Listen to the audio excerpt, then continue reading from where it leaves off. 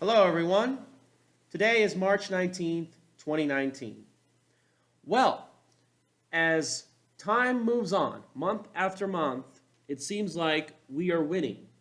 And one of the most important issues I've talked about many times on this channel is immigration. It's getting out of control, and it's not putting the American people first. We need border security.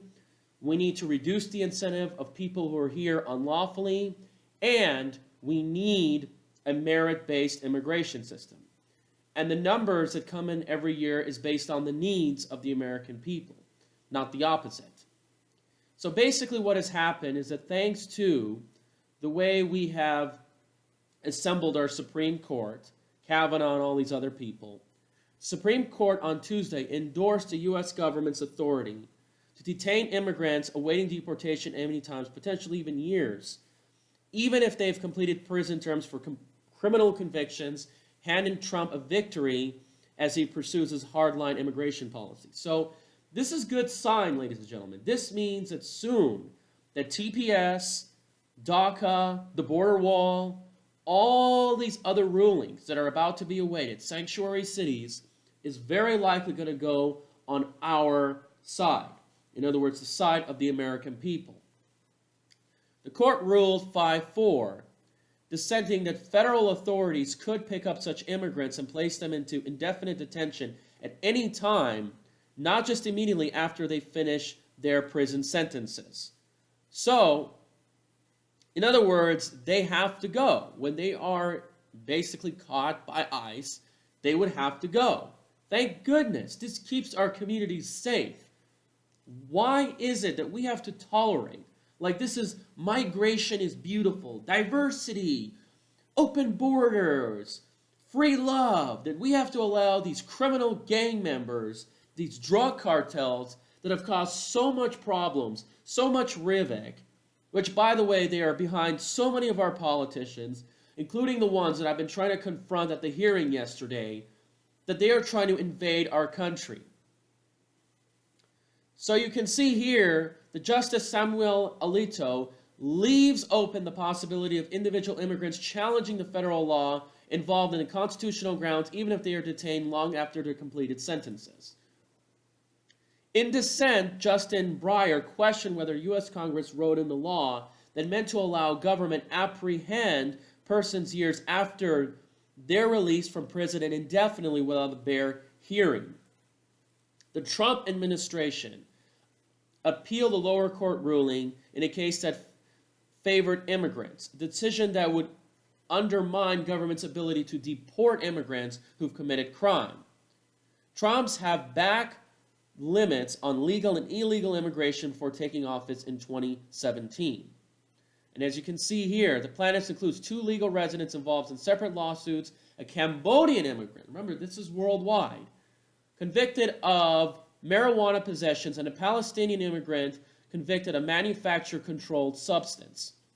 Under federal immigration law, convicted of certain offenses subject to mandatory detention during deportation process, they can be held indefinitely without a bond hearing after completing their sentences. So wow, this is just unbelievable. That they are committing crimes, and well, the courts for many years have been supporting them. This is absolutely unbelievable, folks.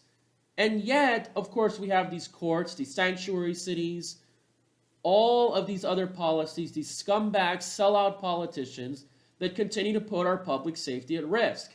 Now, I'm just glad that my life has not been in total jeopardy with all this.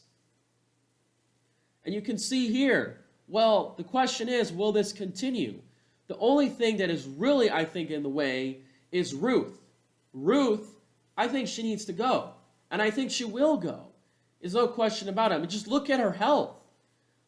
But then again, when is DACA, TPS, sanctuary cities going to be ruled? Because these are temporary. These have not been approved by Congress. And remember, sanctuary cities is unconstitutional. We need to literally stop the importation of crime and other problems. We need to reduce the incentive for people who are here unlawfully. And don't tell me, oh, they're hardworking. They're committing identity theft. They're being paid under the table. They're sending money abroad. They're anchor babies, as Harry Reid has admitted in 1993. They're getting welfare benefits. They're flooding our public schools. Many people are taking ELL courses. It's lowering wages. It's pumping up corrupt politicians like the Reids, the Mastos, the Kihuens, the Tituses of the world. This is what you have to really understand. It's overcrowding our cities. It's leading to flight to suburbs. These are all the unintended consequences of especially illegal immigration. We need to e-verify, immediately fund employers, give tax credits to companies that hire all their employees as U.S. citizens. We need to make English as a national language. We need tax remittances. That's going to help largely. And end birthright citizenship. Folks, these are simple things we can do, but this will take years. We have to be patient. And by the way, I just wanted to point out that advances due to technology is going to have a large effect on immigration.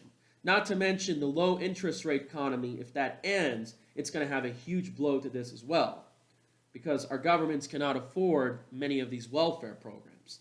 Remember, folks, this is a global plan. This is not just being done in Las Vegas. It's being done in London, Paris, Berlin, New Zealand, all over the Western world.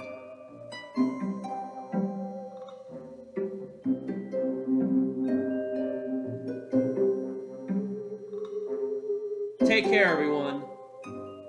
Spread this video, and please subscribe.